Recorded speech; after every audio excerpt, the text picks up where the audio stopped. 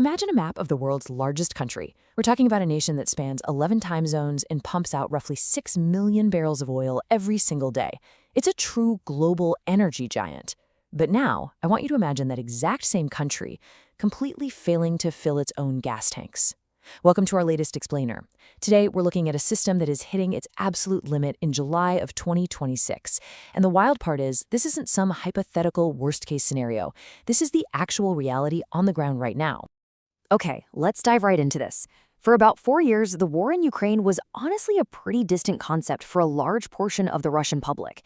It was fought mostly by contract soldiers, heavily subsidized by oil money, and it was something you watched on TV from a safe, comfortable distance. But when we look at the data coming out of just the past 2 weeks, that distance has completely vanished.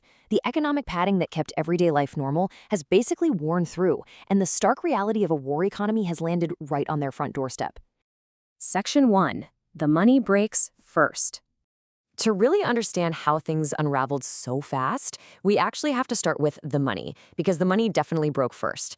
Long before the physical gas pumps started running dry, the structural foundations of the state budget were already cracking. If you look at that dashed line, that was supposed to be the federal budget deficit target for the entire year of 2026. Well, they blew past that target in exactly 3 months. By May, the deficit had absolutely skyrocketed to 6 trillion rubles. And what drove that? A massive 45% year-on-year collapse in oil and gas revenue. That is literally the financial fuel of the Russian state, and it just plummeted. And to put that into perspective, you have to look at their national wealth fund. Now, this fund was built specifically as an emergency reserve to survive this exact kind of economic shock. At the start of the conflict, it was sitting comfortably at 6.5% of the country's GDP. Today, it is plummeted down to a critical 1.5%. That leaves only about $46 billion left in the tank. When you consider that they're trying to fund both a high-intensity war and a massive state apparatus, that reserve is dangerously close to running on empty. Section 2. The strike that changed the math. So while Moscow's accountants were desperately trying to balance the rubles, Ukraine's military was aggressively rewriting the math out in the field. We've seen this steadily escalating reach in Ukrainian drone strikes, moving deeper and deeper into Russian territory. It started at strikes hitting 700 kilometers out. Then they pushed that range to 2,070 kilometers. And then came the devastating culmination on July 6th, a strike a staggering 2,500 kilometers away in western Siberia. They hit Omsk, which was the last of Russia's 11 largest standing gasoline refineries, and plunged 2 of its main processing units into darkness in a single night. And the thing is, this wasn't just an isolated, lucky hit. We are talking about nearly 200 precision strikes in just the first half of 2026 alone.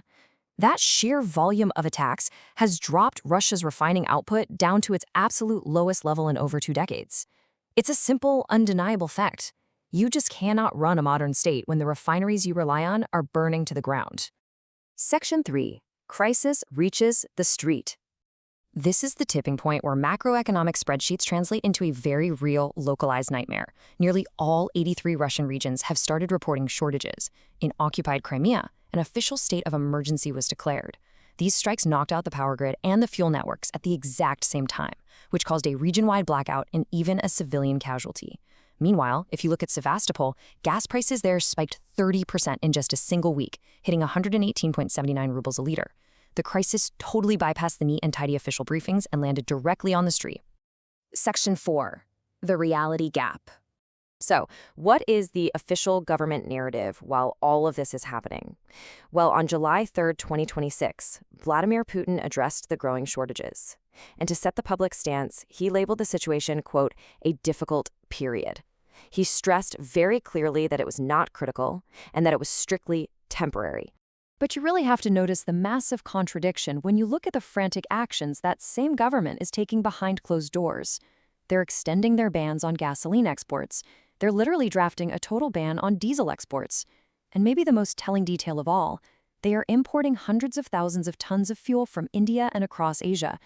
I mean, think about it. You absolutely do not import massive quantities of fuel into the world's 4th largest oil producer if a problem is merely temporary.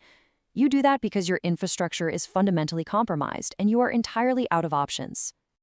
Section 5. The other shortage. Now, as bad as the fuel situation is, a war economy requires more than just gasoline.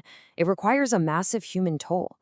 In the first quarter of 2026, the total number of new contract soldiers signed was right around 71,200. Compare that directly against their full-year target of 409,000. They are facing a massive 3-year low shortfall in volunteer recruitment right now.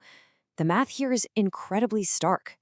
When you break those recruitment numbers down, it averages out to roughly 800 new recruits per day.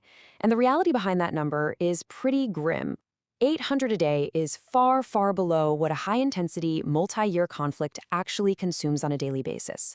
The state is quite simply burning through manpower way faster than it can convince volunteers to sign up. The strain of these dual shortages, running out of fuel and running out of men, has become so overwhelmingly intense that even the state's carefully controlled language is cracking.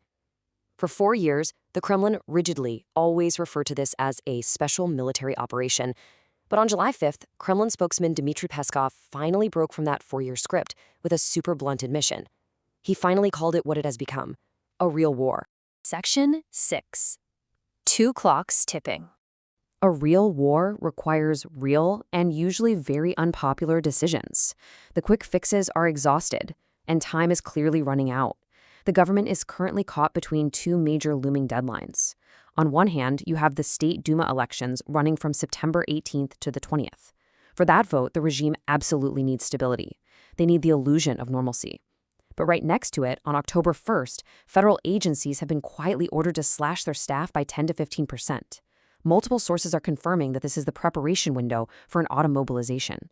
That is a deeply, deeply unpopular decision strategically placed just weeks after an election that they cannot afford to lose control of. So we have clearly arrived at an inevitable breaking point. The economy has hit a wall, the gas lines are stretching around the block, and the draft offices are quietly preparing their paperwork for the fall. All the data points to a massive collision, which really leaves us with one critical question.